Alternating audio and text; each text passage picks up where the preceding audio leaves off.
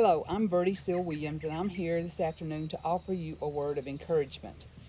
You know, we live in a world that pushes us to trust in people and institutions that we know very little about. For example, most of us do business with some bank, and most of the time in the world we live in today, we know very little about the people that work in those banks, but we trust them.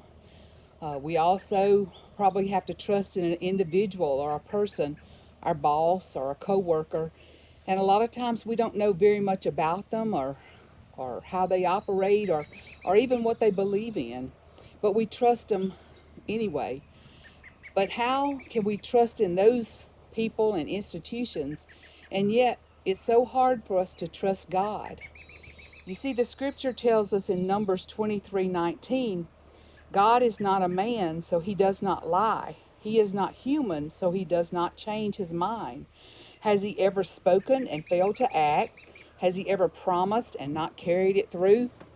You know, why do we have so much trouble trusting in God, who is not a man and who has not lied, when we can trust in people that we know disappoint us and a lot of times turn out to be things that we did not expect? This scripture asks us a question. It says, has he ever spoken anything and failed to act? Or has he ever promised anything and not carried through? It says no, because we know the answer is no.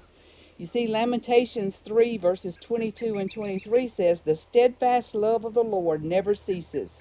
His mercies never come to an end, and great is his faithfulness. His mercies begin afresh each morning. You see, God is faithful to what he's promised. And if we're his child, we have all of the benefits of being a child of the King. And so God will never disappoint us. If he said yes and he said it's coming to pass, then it will come to pass. And so we just have to trust him enough to trust him in all of our heart and lean not to our own understandings, but in all our ways to acknowledge him so that he can direct our paths. So this next week, trust in the Lord, because the Lord is faithful and he never will disappoint us. God bless you.